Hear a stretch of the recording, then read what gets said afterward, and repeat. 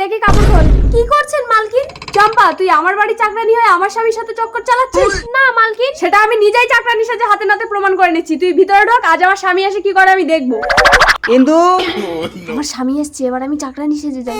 বাবু, উরি বাবা, আমার বউ তো চাকরানির গুলো নকল করে আমার পরীক্ষা নিচ্ছে। ঠিক আছে, কি ভাবছো মালিক? তোমার বউ এই ঘরে ঘুমোচ্ছে, চলো আমরা ওই ঘরে ঢুকে ধাপড় দুপুর খেলা করি। আরে ধাপড় দুপুর, সামান্য চাকরানি হয়ে তুই মালিকের হাত ধরে টানিস? যা বেরিয়ে যা, কোনোদিন যেন আমার ঘরে তোকে না দেখি। ইন্দু, কি সর্বনাশ, আমার স্বামীকে সন্দেহ করে তো আমি ভুল করেছি। এই ওটা চাকরানি, কিছু করো না জানো? আমার কি হবে গো, পুলিশ! চম্পা, ধাপড় দুপুর ধাপড় দুপুর। বাবু, বাইরে তোমার বউ।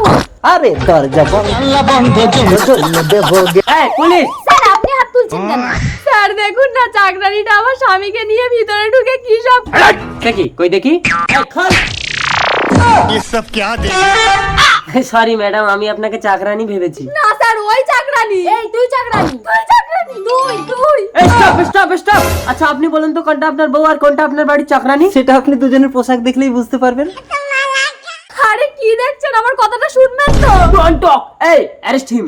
ওকে স্যার, অ্যারেস্ট। আরে আমাকে না, ওকে। Sorry sir. আচ্ছা ঠিক আছে, আপনি বিশ্বাস না করেন ওর স্বামীকে ডেকে শুনুন। ওর স্বামীর কাছে শুনে কোনো লাভ হবে না। কেন?